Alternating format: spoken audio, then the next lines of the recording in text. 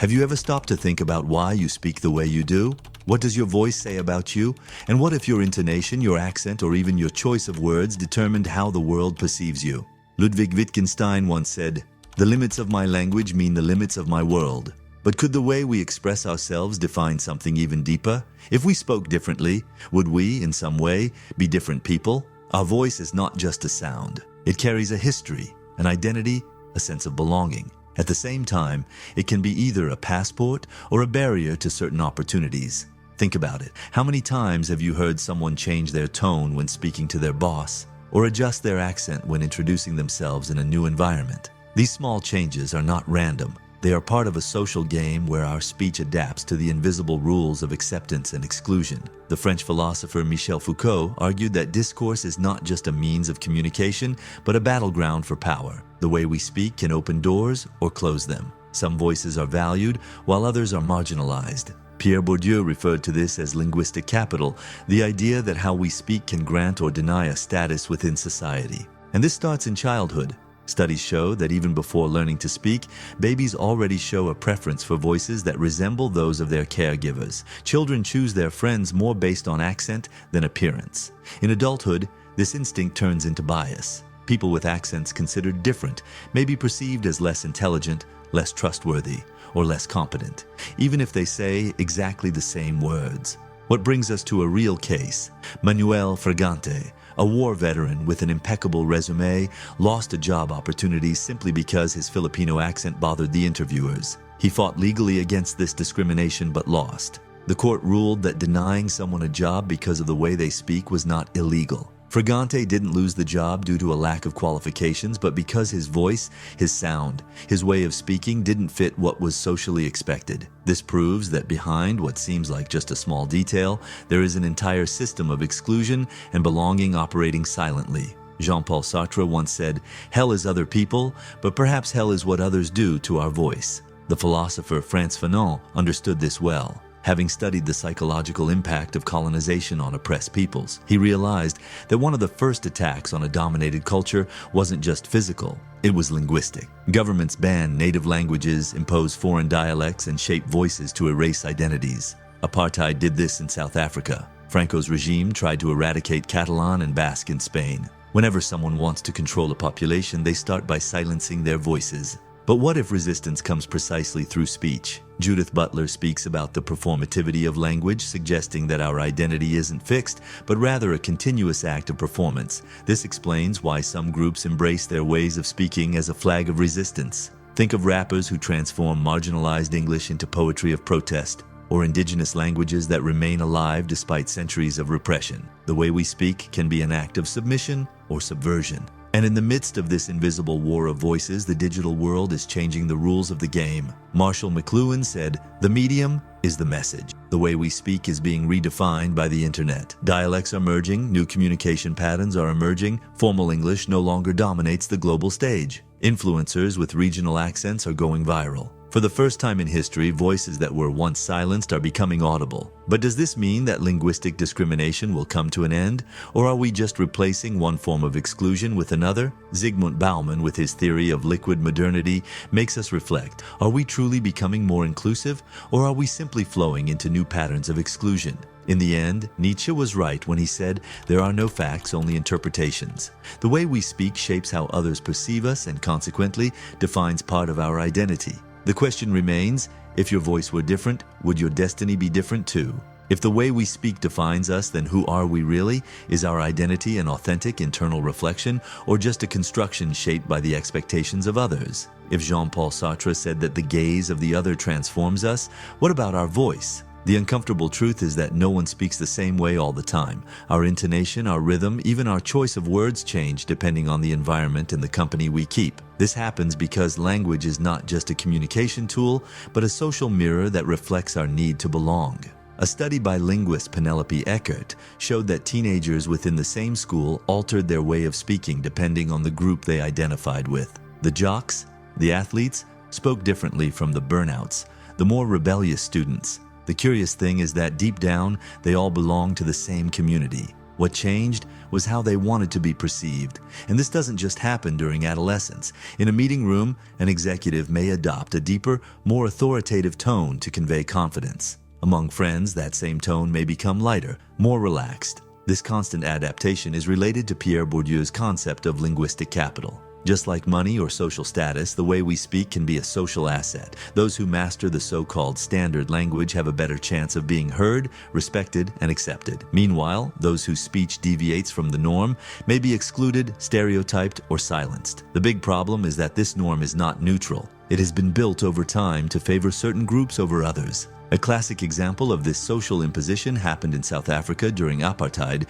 when the government banned the teaching of native languages in schools, making Afrikaans the mandatory language. The goal was not just to teach a new language, but to enforce an identity, a submission. The same thing happened in Spain during Franco's dictatorship, which sought to eradicate Catalan and Basque. When a language is silenced, an entire people lose part of their history, their identity, their very existence. But this oppression doesn't always come in the form of an explicit ban. More often, it happens in a subtle and silent way.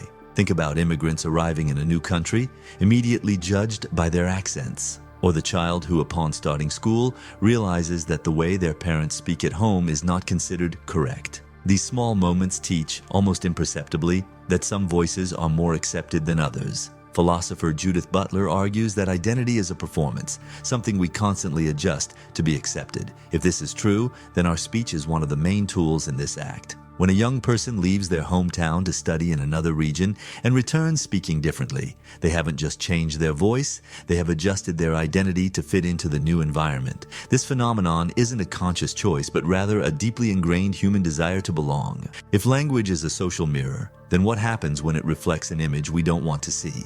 Linguistic prejudice is one of the most invisible yet cruelest forms of discrimination. It's not just about words, it's about power. If someone makes a grammatical mistake, they are quickly labeled as ignorant. If someone has a strong foreign accent, they may be seen as less trustworthy. Speech shouldn't be a filter for human worth, but in practice, that's exactly what happens. And yet, there is resistance. In historically marginalized communities, reclaiming language becomes an act of affirmation. In the United States, African American vernacular English, often called Black English, was stigmatized for a long time. But over time, it has become a powerful form of cultural expression, present in rap, literature, and cinema. The same is true for slang from the outskirts of cities, once considered a sign of ignorance, but now symbols of identity and resistance. The great paradox is that while language connects us, it also separates us. We build invisible walls with words, creating subtle divisions between what is acceptable and what is foreign. Wittgenstein said that language is a game,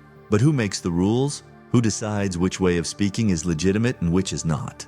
If a foreigner speaks your language hesitantly, do you see them as less intelligent? If someone has a strong accent, does it bother you without you even realizing it? If a grammatical mistake appears in an email, is your first reaction to doubt the sender's competence? Linguistic prejudice is one of the most insidious forms of discrimination because it disguises itself as common sense. It's not seen as a matter of intolerance, but rather of correctness. But correctness according to whom? Michel Foucault argued that power is exercised not only through violence, but also through the imposition of norms. And few norms are as arbitrary as those of language. Who decides which accent is the most pleasant? Who determined that certain words are wrong? Who turned the way a particular group speaks into a sign of inferiority? In courtrooms, for example, studies show that witnesses with foreign accents are perceived as less trustworthy than those who speak with the so-called standard accent. This means that even when two people say exactly the same words, the one with an unfamiliar accent will be believed less. And this pattern repeats itself in job interviews, salary negotiations, and even in how customers are treated in stores. Psychologist Catherine Kinsler conducted a fascinating experiment to prove how early this bias begins. Small children were shown two identical images, but each was paired with a different voice. One voice had a native accent, while the other had a foreign accent. Guess which image the children preferred? Always the one with the voice that sounded more familiar. This shows that linguistic prejudice isn't something we consciously learn. It's a natural tendency that, when left unchallenged, turns into real discrimination. This phenomenon is also reflected in the housing market. Research indicates that prospective tenants with so-called non-standard accents face more difficulty securing rental agreements, even when their income and credit are identical to native speakers. In other words, discrimination isn't in the numbers, it's in the sound. But is this rejection really due to a genuine difficulty in understanding? In most cases, no. In one study, a group of college students listened to a lecture from a professor and was asked to transcribe it. The only difference? Half of the students were told the professor was a native speaker, while the other half were told he was a foreigner. The result? The students who believed the professor was foreign reported greater difficulty understanding him, even though the audio was exactly the same for everyone. This proves a simple yet unsettling idea. Often it's not language that prevents us from understanding one another, but our own prejudices. When we assume from the start that someone will have trouble communicating,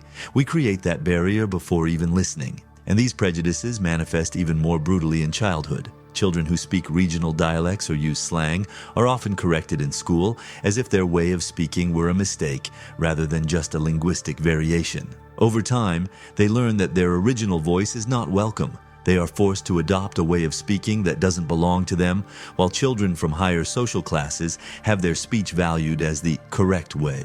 Pierre Bourdieu called this symbolic violence, when a group imposes its cultural norms as the only legitimate ones, making others internalize this hierarchy as natural. The result is that millions of people around the world spend their lives trying to modify the way they speak, trying to erase their accents, trying to sound like something society deems more acceptable. The question is, why don't we take the opposite approach? Instead of expecting everyone to speak the same way, why don't we train our ears to listen better? This is a crucial point to understand what comes next. Language doesn't just separate people. It can also be an act of resistance. If the way we speak determines whether we are included or excluded from certain social circles, what happens when we choose not to change? When we embrace our voice as it is? If language can be a tool of exclusion, it can also be an instrument of resistance. What happens when someone refuses to change their voice to fit in? When a group decides to reclaim their way of speaking as a flag of identity? This is the point where language stops being just a means of communication and becomes a battleground. Frantz Fanon, in studying the psychological impacts of colonialism, realized that one of the first attacks against a dominated people doesn't happen with weapons, but with words. He observed that colonizers didn't just impose new languages, they also made colonized people feel ashamed of their own speech. The goal wasn't just political domination, but the destruction of identity. For Fanon, reclaiming one's voice was a revolutionary act. This dynamic repeated itself in South Africa, where, during apartheid, black students were forced to learn in Afrikaans, the language of the white minority. In 1976, thousands of students rose up against this imposition in Soweto, protesting the ban on studying in their native languages. The government's response was brutal, but the message was clear. Language wasn't just a detail, it was a matter of identity, belonging, and freedom. Something similar happened in Spain under Franco's dictatorship, which sought to erase Catalan and Basque from the cultural landscape. For decades, speaking these languages in public could lead to persecution. Yet, even under repression, people continued to speak, write, and preserve their languages. Today, after years of struggle, these languages haven't just survived, they have thrived as symbols of resistance and cultural identity. But linguistic resistance doesn't only happen in major revolutions, it happens in everyday life, in small acts. In the United States, African American vernacular English, often called Black English, was long viewed as an inferior form of English, something to be corrected in school or eliminated in the workplace. But instead of being erased, it was transformed into art. In rap, literature, and film, this language became a powerful cultural statement. The same thing happens with slang and marginalized accents in different parts of the world. For a long time, the way people from lower income communities spoke was treated as a sign of ignorance, something that needed to be corrected. However, this way of speaking persists, reinvents itself, and often becomes a symbol of belonging and strength. Judith Butler argues that identity is an ongoing process of performativity, something we express and reaffirm every day. If this is true, then the way we speak is not just a neutral detail, but a choice that communicates who we are and what group we belong to. Choosing to keep an accent, use slang, or maintain a specific intonation can be a way of saying, I know they expect me to change, but I refuse. The question is, will this resistance be accepted, or will society continue to punish those who speak outside what is considered correct? The answer to this may be emerging right now in the digital age, where new forms of language are taking shape and challenging old standards. Which brings us to the next point. Is the internet making speech more inclusive, or is it just creating new barriers? For centuries, language rules were dictated by institutions, language academies, governments, educational systems. But now, who decides how we speak? The internet, social media, memes, viral videos, and streaming platforms are redefining not just what we say, but how we say it. What was once considered a mistake can now become a trend. What was once marginalized can now go mainstream. The digital revolution is breaking old linguistic barriers. But is it creating new ones? Marshall McLuhan, a communication theorist, once said, "The medium is the message." This means that how we communicate matters just as much as what we communicate. Think about it. Twitter limited writing to 280 characters, changing how we structure our thoughts. WhatsApp eliminated the need for formal punctuation.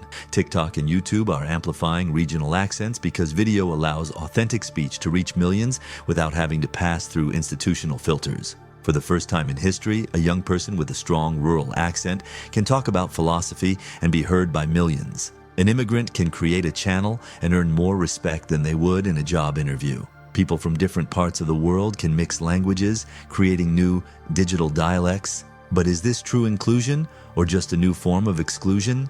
Zygmunt Bauman said we live in a liquid modernity where everything is in constant flux. This applies to language as well. The rules that were once rigid are now dissolving. But at the same time, new linguistic hierarchies are emerging.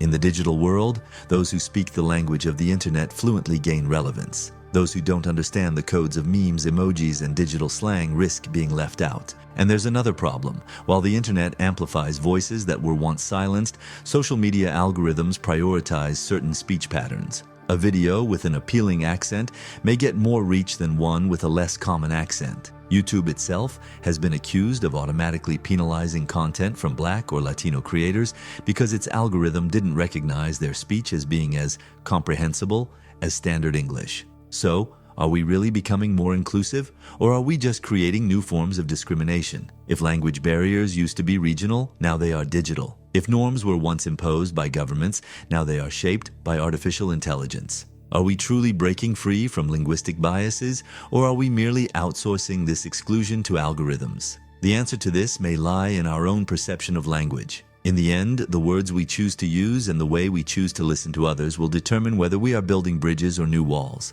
But what does this mean for you? Does your voice, the way you speak, bring you closer to people or push you further away? This leads us to one final question. If the way we speak shapes our identity and our future, then who do you become when you decide to speak the way you truly want to? If the way we speak defines how we are perceived, then to what extent are we free to be who we truly are? Is our identity merely an adjustable construct, a reflection of what society expects to hear, or is there something essential in our voice that, if altered, would change our very existence? Friedrich Nietzsche once said, "There are no facts, only interpretations," and few things illustrate this better than language. The same speech can sound inspiring in one voice and irrelevant in another. The same words can be perceived as trustworthy or suspicious, depending on who speaks them. Speech is not just a means of communication, it is an assertion of existence. What we've seen throughout this video is that language is a battleground, an invisible filter that decides who belongs and who is left out. Some voices are amplified, while others are silenced. Some accents are considered charming, while others are deemed undesirable. Some ways of speaking are respected, while others are ridiculed. But there is immense power in those who choose to keep their voice, even when the world asks them to change it. There is strength in speaking the way you want to, even knowing it might close certain doors. Because in the end, identity is not just about adaptation, it's about authenticity. So now I ask you, do you speak to be heard or to be accepted? If your voice were different, would you still be you?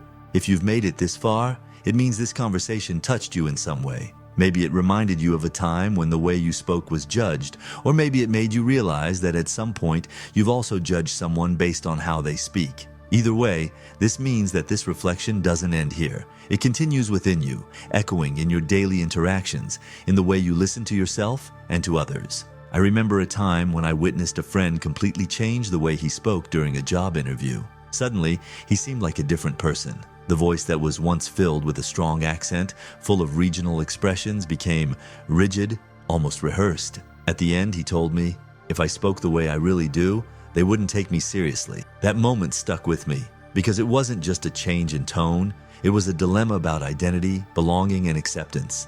And how many times does this happen to all of us? When we feel that our voice needs to be adjusted, softened, molded to fit into a space. But what if, in the end, it's the space that should adjust to the plurality of voices and not the other way around? That's why I want to thank you for staying here until now, reflecting on something that might seem so simple, speech, but that actually holds one of the greatest powers we have, the ability to express who we are. I also want to thank you for being part of this conversation, for contributing to a space where ideas can be explored without fear, where words are not just sounds but windows into deeper thoughts. And before I wrap up, one last request. Listen. Listen to the voices around you without prejudice, without rushing to judge. Listen beyond accents, beyond slang, beyond formality or the lack of it. Listen to what people are truly trying to say. Because in the end, understanding others is not just a matter of hearing, it's a matter of empathy. If this conversation made you think differently, let me know in the comments. Have you ever felt like your voice was an obstacle? Or have you ever changed the way you speak to fit in?